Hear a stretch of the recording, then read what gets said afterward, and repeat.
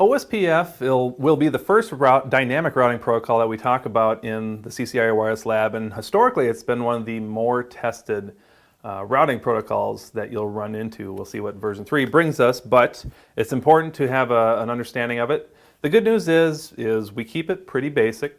You know, we're not going to dig into a whole lot of crazy stuff. This is not the CCIE route switch lab. It's the wireless lab, so they don't expect us to be experts by any means, but we should have at least just a real basic understanding of what OSPF is.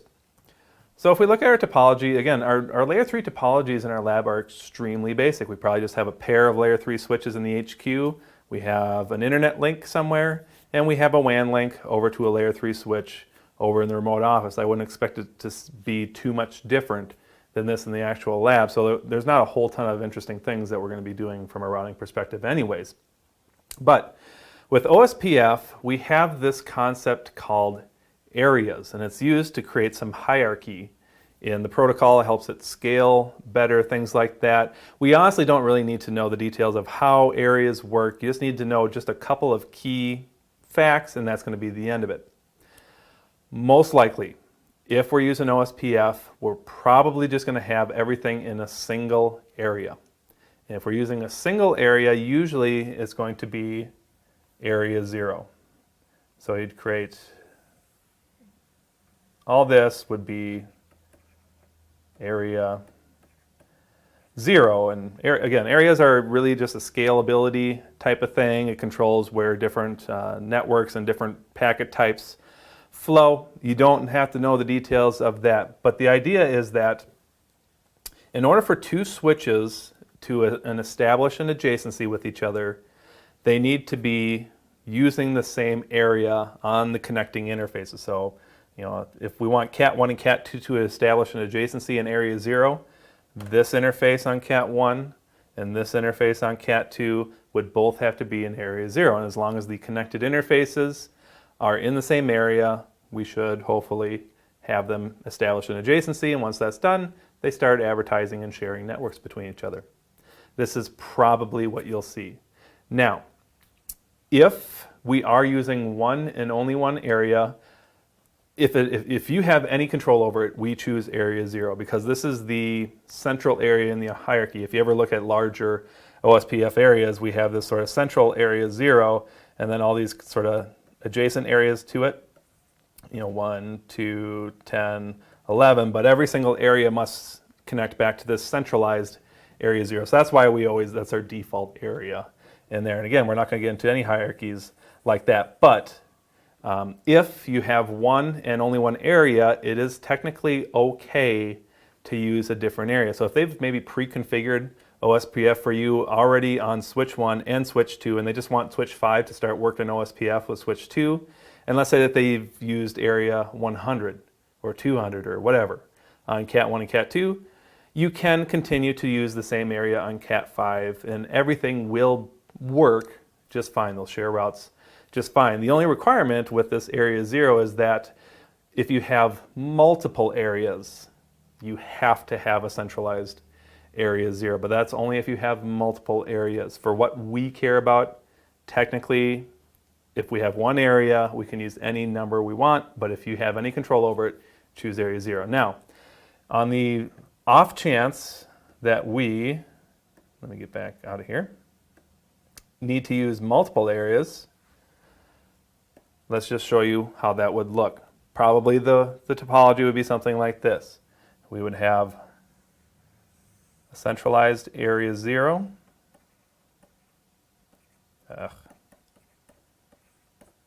And then it would probably be something else. We'll say area 100.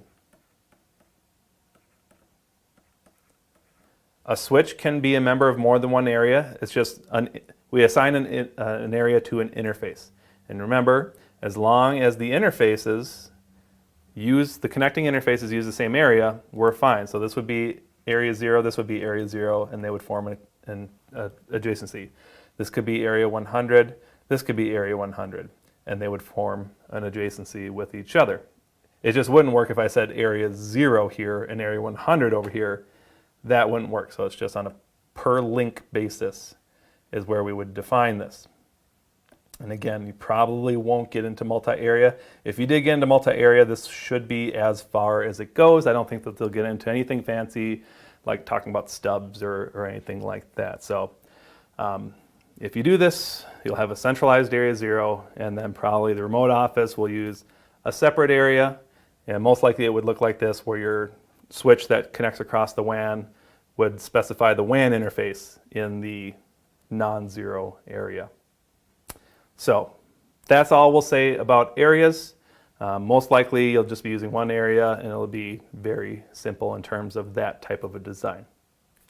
All right, so that's all I need to say about that. Let's actually show you on the switches how to make this work and the features you probably need to worry about. Okay, so on my switches, looks like I have a little cleanup to do here. Show, run, include route. Apologize for that. Let me get rid of these static routes here. No IP route. I'll leave the default route in there though. Actually, you know what? No, I'll take it out. No. Okay, so we're just going to start off with essentially no routing. We have routing turned on though, so I don't need to return it on, but you do need to turn routing on if you haven't done that already. And we'll go over here and say, do the same thing.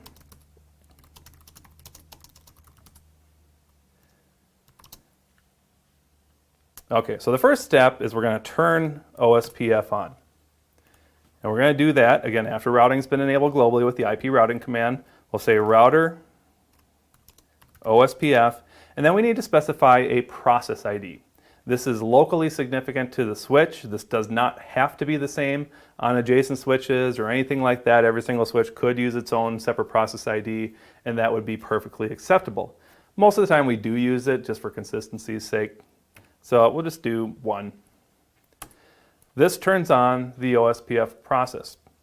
Once you've defined your OSPF process ID there, the next step is that we need to add interfaces into OSPF. So what happens when you add an interface to OSPF? Well, that interface will start sending OSPF hello messages to try to find other routers or switches to form an OSPF adjacency on it. So it'll send, attempt to form adjacencies on this interface. And after adjacencies have formed, even if an adjacency wasn't necessarily formed on that interface is advertised in the routing updates. So almost every single time in the wireless lab, they're just going to tell us to add every single interface into OSPF. Now, maybe they say hold off on one. Don't advertise this network into OSPF, but everything else. So there are a couple different ways to add interfaces into OSPF. Let me show you the most simple solution to this. We use the network statement. What the network statement is trying to do is we're trying to match the IPs of our interfaces. And so if I look, I'm just going to jump over to a different switch here. Show IP int brief, exclude unassigned. These IPs, this is what we're trying to match with our network statement. So if the network statement that we put in, and the network statement can match many IPs at a time, if that network statement matches the IP address of one of our interfaces, that interface is added into OSPF. And so you really have two choices. You can either do individual network statements for each individual interface, which for here, is a dozen or so interfaces, or you can use larger ranges that match multiple IPs. And the simplest one is to match every IP address. And so if they just say add every interface into OSPF, sweet. This is what you do. Network all zeros with a mask of all zeros. And then we have to say what area are we going to place these interfaces in. Now, assuming that this switch is just using one area on every single interface, this will work just fine. We'll say it's area 0. Show IP OSPF int brief. And we see now that all of my interfaces have been added to OSPF running a process ID of 1 into area 0. And what we should see is this list would match the show IP int brief exclude unassigned. We should have an identical listing of interfaces because we matched every single layer 3 interface with our network statement. So that's the simplest way. It's pretty much foolproof. Again, as long as every interface should be added to OSPF on the same area, that gets it done one single command. You never have to worry about it. And if you add extra interfaces later, it's automatically matched. So that's my recommended method. But if you need to do individual network statements, that's fine. Probably what I would do is use a little notepad to help me out here. So let's turn on OSPF over here. IP router, just make sure I have that IP routing, and then router, OSPF 1. Okay, so then I could create network statements to match one network statement per interface if I really wanted to. So rather than type in every single time, what I'm going to do is use Notepad. So I'm going to take the IPs that I'm trying to match. I'm going to put them into Notepad. And I'm just going to build this, and then probably find replace is going to be my easiest thing. So if I replace find 10.10 and replace it with network 10.10, boom. And then I just need to slap at the end of it. And honestly, another find replace would help me here. So if I find .2 space, replace it with .2 space my mask, which an all zeros mask would match this specific IP address, area 0. Copy, paste, there we go. Show IP OSPF int brief, and there they are. Now, another thing that people might do rather than specifying the individual IP address is, they'll go into router OSPF 1. They'll say if they wanted to match, for instance, VLAN 10, they'd say network 10.10.10.0. And then these are reverse masks, so 000, 255. This would match any IP address that starts 10.10.10.10. This technically works too. At the end of the day, we're just trying to match an IP address. And if the range or very narrow range, whether it's all zeros or we have a larger range here, as long as it matches the IP address, that interface is added into OSPF. So a lot of ways to skin a cat. Choose the method that's going to be easiest, most reliable for you.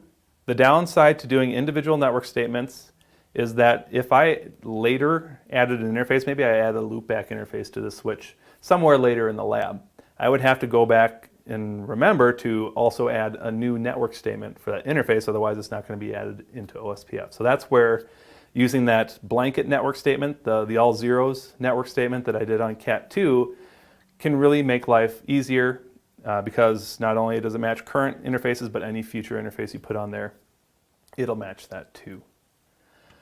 Okay, so I've got OSPF enabled, and now I should see I have a whole bunch of adjacencies. So show IP OSPF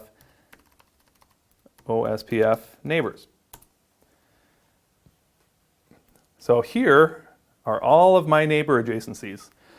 All of these are switched to, but I just happen to have a whole bunch of VLANs that are in common, have OSPF enabled on them in the same area. So yep, VLAN 5 over here is in area 0, VLAN 5 over here is in area 0, and so on down the line. And so I have a large number of adjacencies, which I don't need between switch 1 and switch 2. I don't need 15 adjacencies or whatever this is between the two switches. If I do a show IP route, and I won't have very many OSPF routes yet because most of the networks are the same, but so the one network that's not local to Cat 1 that's already on Cat 2 in OSPF is the WAN link over to Cat 5. And I see I have 4 entries in here, and that's just because by default we're limited to 4 equal cost paths. If I increase that, I could have like 15 equal cost paths or whatever the max is between Cat 1 and Cat 2, and that's kind of pointless because these are VLAN to VLAN. So one of the next things that you're very likely asked to do is control where your adjacencies are happening. And we see this every time we have a pair of switches with SVIs on it. They're just going to have adjacencies on every single SVI. So they'll say something to the effect of, only allow adjacencies on VLAN 10.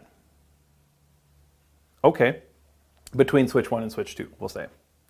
All right, so we only want to see one neighbor adjacency.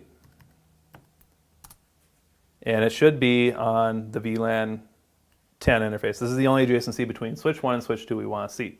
But we still want to advertise all our routes into OSPF. You know, I could do this by only adding VLAN 10, and yeah, so then we would have an adjacency, but then Cat 1 wouldn't be advertising all of its routes over to Cat 2. You know, it would only be advertising VLAN 10 over to Cat 2. So we use the passive interface statement, and a passive interface just says, you know, I'll still advertise you as a route in my routing updates, but I'm not going to send hellos, and if I receive hellos, I just ignore it, so I'll never establish an adjacency on this interface. So we go back into our routing protocol, router OSPF 1, and I could do it one of two ways. I could say individually passive interface VLAN 5, passive interface VLAN 11, and so on down the line. It's kind of a lot of work. The more SVIs you have, the more commands you have to put in. Or let's do this, passive interface default. Now every interface is passive. Well, now I don't have any adjacencies, which is not what I want. So I just say, no passive interface VLAN 10. So now every interface is passive except for VLAN 10. And if I do a show IP OSPF neighbor, I just have one neighbor adjacency now. It's on the VLAN 10 interface. And I didn't even passive any interfaces on Cat 2. As long as one side isn't playing, you know, I'm not sending hellos and I'm ignoring your hellos, I can't establish an adjacency. So you don't have to do this on both sides of the link. You know, it works as long as you do it on one side. There's nothing the other side can do about it in terms of forming an adjacency. So that would be using the passive interface, show IP OSPF int brief, but we still have all of our interfaces added into OSPF, which means I'm advertising them in my routing updates. And if I go over to Cat 5 now, let's just get this one up and running. Here's a third way, or another way I should say, to add interfaces into OSPF. So we saw the blanket network statement, the all zeros network statement, which is what I recommend. We did an individual network statement per interface, and we can actually add them without network statements. So if I create, say, IP routing, router OSPF 1, I could go directly to an interface, VLAN 21, and say IP OSPF, the process ID 1, and what area do I want to put this interface into? I say area 0.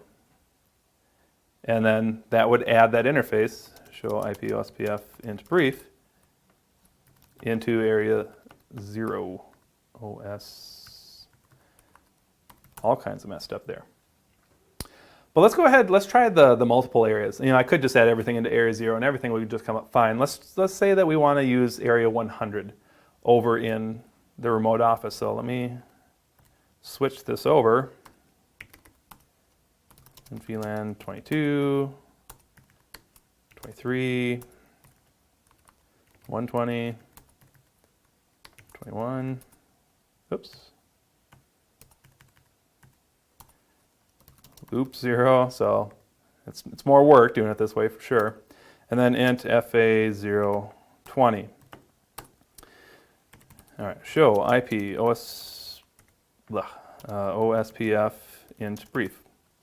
So I have all of my layer 3 interfaces and OSPF in area 100, but I'm not forming an adjacency with Cat 2 right now, and it's actually complaining that there's a mismatch in the area. So what I need to do is go over to Cat 2, show IP OSPF int brief. What I'll see is that my link over to Cat 5 is currently in area 0. I need to flip this over to area 100. But I have a network statement, that blanket network statement, that's already adding it to area 0. Well, what can I do? Do I have to just take away that default that blanket network statement? Well, let's try a few other options. What if I did that per interface config? Does that help me out? Int GI220. Int GI220. IP OSPF 1 area 100.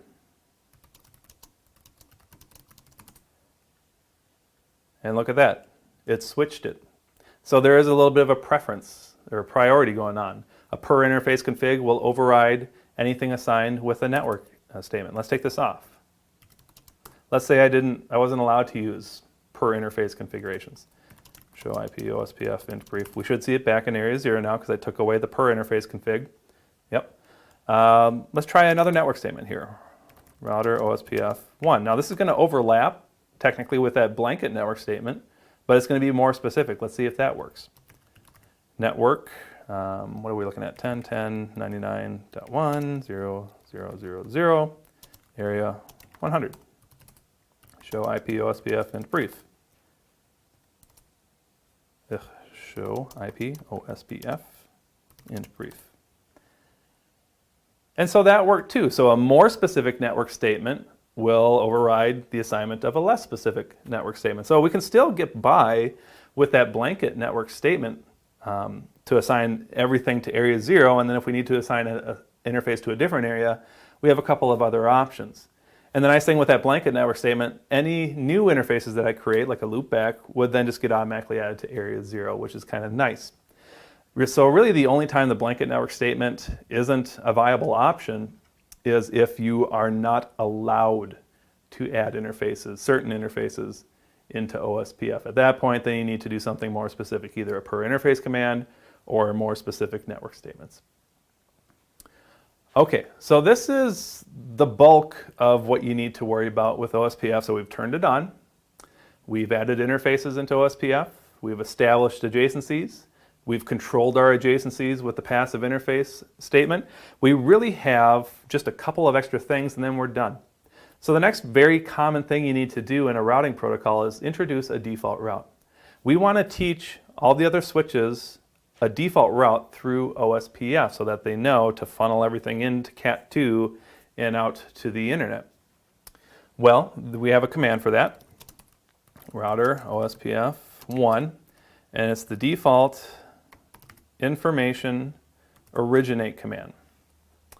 This will introduce a default route and advertise a default route through OSPF to all OSPF switches in this topology here. Now we have really two flavors of it. We can do it just like this, or we can add the word always in. So what's the difference? If we just have it like this without the word always at the end, this is a conditional advertisement of a default route. In order for me to advertise a default route with just plain default information originate, the switch with this command must have a default route learned through some other method. So if I do a show IP route, I took away my static default route. So I don't have a default route at all on this switch. And so what I'll see if I go over to Cat5 show IP route, we learned a bunch of OSPF routes, but we don't have a default route. Now, if I now add a default route through some other means, like a static route, let's do that. IP route, all zeros, 10.10 to 10.20. Show IP route, static. Okay, now I do have a default route through static in this case. Now that default information originate command will advertise a default route out to my other switches. Let's see if I see it. There it is. So it shows up as this E2, which is an external route that's like a redistributed route. But this is what it's going to look like by default here. So, and it's got the asterisk next to it, which means it's a default route. And now Cat5 should be able to ping 10.10 to 05.20, that loopback, sorry. Oh my goodness. That loopback over on the CME. There we go. But if I alter this command on Cat2, and let's take away that static default route here. Router OSPF 1, no, we'll say no default information originate, and then just to make sure I remove that advertisement, which we should.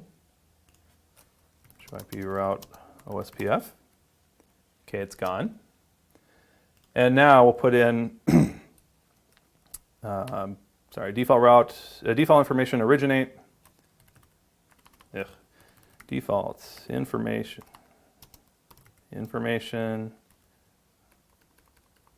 Oh my goodness. Default information originate, and I add the word always on. Now this is an unconditional advertisement of the default route. So even though Cat2 doesn't have another default route elsewhere, it's still going to advertise it in to Cat5. Show IP route OSPF. And there it is. So it's an unconditional advertisement of the default route. Now the only thing is that I can't, without Cat2 having its default route, Cat2 then just becomes a sinkhole. Yeah, send it over to me. I won't know where to send it, so I'm just going to drop it, but it will make its way back to me at least, kind of deal. So 205.20.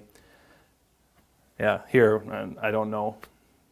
It gets a certain way, but then switch 2 says, I don't know where to go, drop it. So we still need, that default route elsewhere in here, IP route.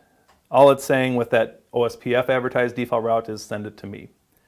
I need some more information to know where to send it then once it gets to me. So I still need that default route, so do we just want to unconditionally advertise that default route, or do we want to advertise it only if I actually have a default route? So the conditional one, the default information originate without the always, will at least prevent the traffic from having to go to Cat2, because if Cat2 doesn't know where to send it, why send it to Cat2 in the first place, kind of deal. But I would say, unless told otherwise, probably just put the always at the end, just because it's a little bit more bulletproof in terms of at least just advertising that route.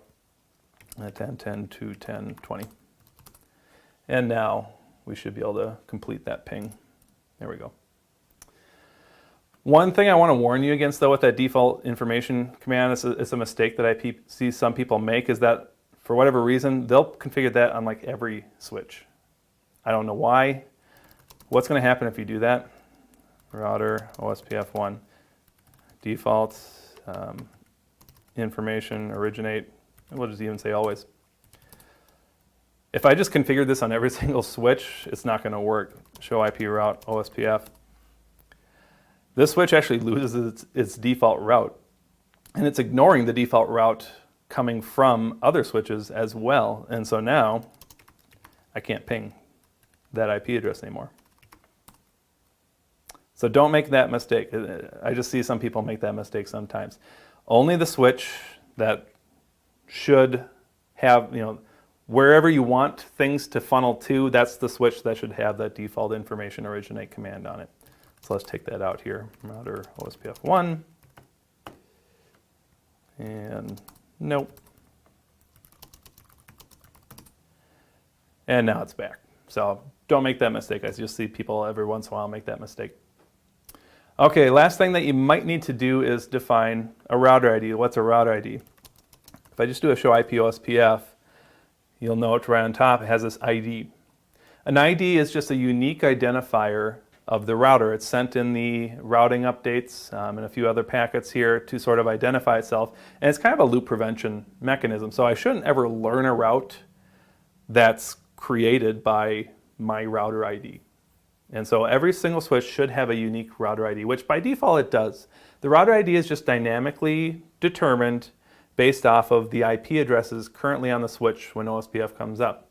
And since almost every single time IPs are unique per device, it's a unique router ID. So for instance, this one used 10.10.21, which is my loopback IP over here. If I went to switch 1, show IP OSPF, this one picked it off of its VLAN 5 interface. So it's just dynamic based off of my local IPs. You can run into a scenario under certain circumstances if you have two switches that have the same IP address, and they'll be loopback IPs if that's the case. You can run into a duplicate router ID scenario, and that will break OSPF. And so if you ever needed to hard code a router ID, simply go into OSPF, router, OSPF 1, and router ID, and it's in the format of an IP address. So as long as it's 4 octets, a number between 0 and 255, you're fine. Just make sure it's unique. So I could just pick another IP on here, 10.10.10.2. Now it doesn't take effect immediately in OSPF, so it tells you the command to use. So we'll run this. This will bounce your OSPF connections though, so just know that. Not a big deal in the lab, more of a big deal in real life. So my neighbor will go down, OSPF will come back up using a new router ID, my adjacency should come back up, and everything will be good. But if I had two adjacent switches with the duplicate router IDs, they will never form an adjacency.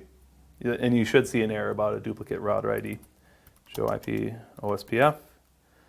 All right, so we see we're using my new hard-coded router ID, show IP OSPF neighbors, and we're just waiting for the communications to finish, and eventually this will make its way into an up state.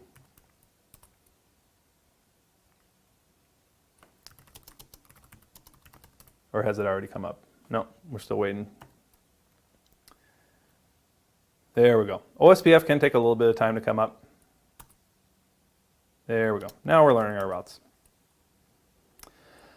And that's it. So that's the entirety of what you need to worry about with OSPF. Have a little bit of an understanding of areas. Most likely everything's just going to be a single area and you're fine, but just if you have to use multiple areas, you have to have one of them be area 0.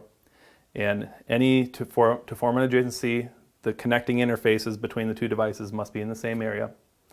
But otherwise, just know how to turn OSPF on, add interfaces in, control your adjacencies with passive interface statements, introduce a default route, and then potentially set a router ID, and that's about all you need to worry about with OSPF.